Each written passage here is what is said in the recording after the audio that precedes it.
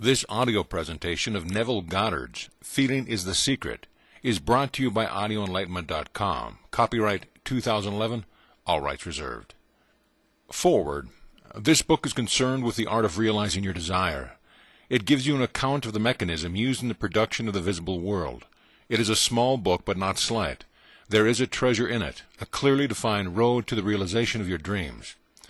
Were it possible to carry conviction to another by means of reasoned argument and detailed instances, this book would be many times its size. It is seldom possible, however, to do so by means of written statements or arguments, since to the suspended judgment it always seems plausible to say that the author was dishonest or deluded, and therefore his evidence was tainted. Consequently, I have purposely omitted all arguments and testimonials, and simply challenge the open-minded reader to practice the law of consciousness as revealed in this book. Personal success will prove far more convincing than all the books that could be written on the subject.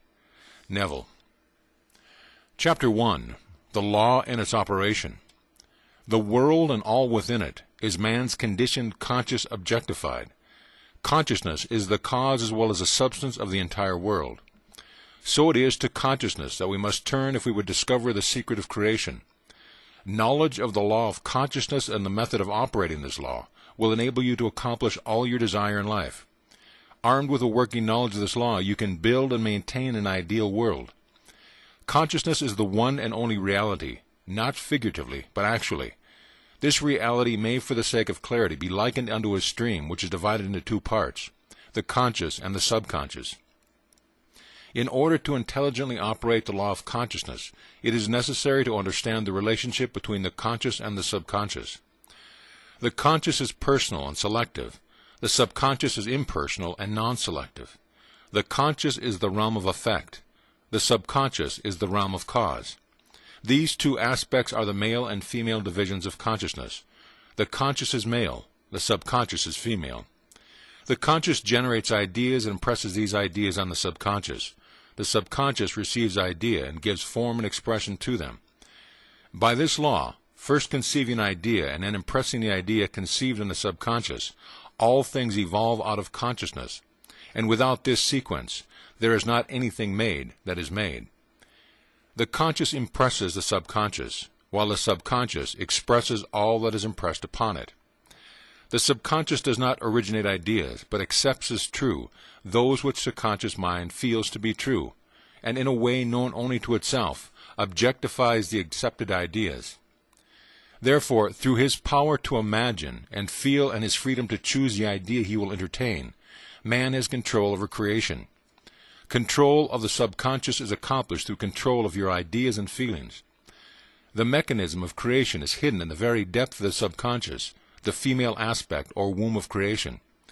The subconscious transcends reason as an independent of induction. It contemplates a feeling as a fact existing within itself, and on this assumption proceeds to give expression to it. The creative process begins with an idea, and its cycle runs its course as a feeling, and ends in a volition to act. Ideas are impressed on the subconscious through the medium of feeling. No idea can be impressed on the subconscious until it is felt, but once felt, be it good, bad, or indifferent, it must be expressed. Feeling is the one and only medium through which ideas are conveyed to the subconscious. Therefore, the man who does not control his feelings may easily impress the subconscious with undesirable states. By control of feeling is not meant restraint or suppression of your feelings, but rather the disciplining of self to imagine and entertain only such feeling as contributes to your happiness. Control of your feeling is all important to a full and happy life. Never entertain an undesirable feeling, nor think sympathetically about wrong in any shape or form. Do not dwell on the imperfections of yourself or others. To do so is to impress the subconscious with these limitations. What you do not want done unto you, do not feel that it is done unto you or another. This is the whole law of full and happy life. Everything else is commentary. Every feeling makes a subconscious impression, and unless it is counteracted by a more powerful feeling of an opposite nature, must be expressed. The dominant of two feelings is the one expressed. I am healthy is a stronger feeling than I will be healthy. To feel I will be is to confess I am not. I am is stronger than I am not. What you feel you are always dominates what you feel you would like to be. Therefore, to be realized, the wish must be felt as a state that is, rather than a state that is not. Sensation precedes manifestation and is the foundation upon which all manifestation rests. Be careful of your moods and feelings, for there is an unbroken connection between your feelings and your visible world. Your body is an emotional filter and bears the unmistakable marks of your prevalent emotions. Emotional disturbances, especially suppressed emotions, are the cause of all diseases. To feel intensely about a wrong without voicing or expressing that feeling is the beginning of disease. Disease in both body and environment. Do not entertain the feeling of regret or failure for frustration or detachment from your objective results in disease. Think feelingly only of the state you desire to realize. Feeling the reality of the state sought and living and acting on that conviction is the way of all seeming miracles. All changes of expression are brought about through a change of feeling. A change of feeling is a change of destiny. All creation occurs in the domain of the subconscious. What you must acquire, then, is a reflective control of the operation of the subconscious, that is, control of your ideas and feelings. Chance or accident is not responsible for the things that happen to you, nor is predestined fate the author of your fortune or misfortune. Your subconscious impressions determine the condition of your world. The subconscious is not selective, it is impersonal and no respecter of persons. The subconscious is not concerned with the truth or falsity of your feeling. It always accepts as true that which you feel to be true. Feeling is the assent of the subconscious to the truth of that which is declared to be true. Because of this quality of the subconscious, there is nothing impossible to man. Whatever the mind of man can conceive and feel as true, the subconscious can and must objectify. Your feelings create the pattern from which your world is fashioned, and a change of feeling is a change of pattern. The subconscious never fails to express that which has been impressed upon it. The moment it receives an impression, it begins to work out the ways of its expression. It accepts the feeling impressed upon it, your feeling, as a fact existing within itself, and immediately sets out to produce in the outer or objective world the exact likeness of that feeling. The subconscious never alters the accepted beliefs of man. It outpictures them to the last detail, whether or not they are beneficial. To impress the subconscious with a desirable state, you must assume the feeling that would be yours had you already realized your wish. In defining your objective, you must be concerned only with the objective itself.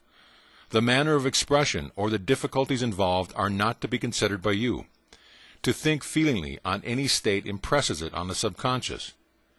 Therefore, if you dwell on the difficulties, barriers, or delay, the subconscious, by its very non-selective nature, accepts the feeling of difficulties and obstacles as your request and proceeds to produce them in your outer world. The subconscious is the womb of creation. It receives the idea unto itself through the feelings of man. It never changes the idea received, but always gives it form. Hence the subconscious outpictures the idea in the image and likeness of the feeling received. To feel a state as hopeless or impossible is to impress the subconscious with the idea of failure. Although the subconscious faithfully serves man, it must not be inferred that the relation is that of a servant to a master, or as was anciently conceived. The ancient prophet called it the slave and servant of man. St. Paul personified it as a woman and said, "The woman should be subject to man in everything."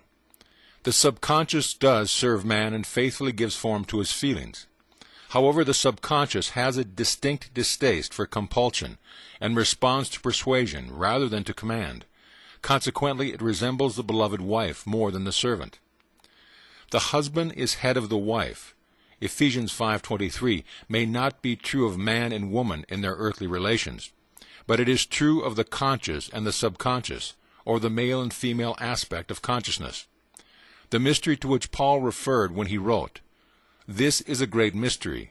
He that loveth his wife loveth himself, and they two shall be one flesh," is simply the mystery of consciousness. Consciousness is really one and undivided, but for creation's sake it appears to be divided into two. The conscious or objective or male aspect truly is the head and dominates the subconscious or subjective female aspect. However, this leadership is not that of a tyrant, but of the lover. So by assuming the feeling that would be yours were you already in possession of your objective, the subconscious is moved to build the exact likeness of your assumption. Your desires are not subconsciously accepted until you assume the feeling of their reality. For only through feeling is an idea subconsciously accepted, and only through this subconscious acceptance is it ever expressed. It is easier to ascribe your feelings to events in the world than to admit that the conditions of the world reflect your feelings. However, it is eternally true that the outside mirrors the inside. As within, so without. As above, so below. As below, so above. As within, so without. As without, so within. Correspondence, the second of the 7 principles of Hermes Trismegistus. A man can receive nothing unless it is given him from heaven. John 3:27. And the kingdom of heaven is within you. Luke 17:21. Nothing comes from without. All things come from within, from the subconscious. It is impossible for you to see other than the contents of your consciousness. Your world in its every detail is your consciousness objectified. Objective states bear witness of subconscious impressions. A change of impression results in a change of expression. The subconscious accepts as true that which you feel is true, and because creation is the result of subconscious impressions, you, by your feeling, determine creation. You are already that which you want to be, and your refusal to believe this is the only reason you do not see it. To seek on the outside for that which you do not feel you are is to seek in vain, for we never find that which we want. We find only that which we are. In short, you express and have only that which you are conscious of being or possessing. To him that hath it is given. Denying the evidence of the senses and appropriating the feeling of the wish fulfilled is the way to the realization of your desire. Mastery of self-control of your thoughts and feelings is your highest achievement. However, until perfect self-control is attained,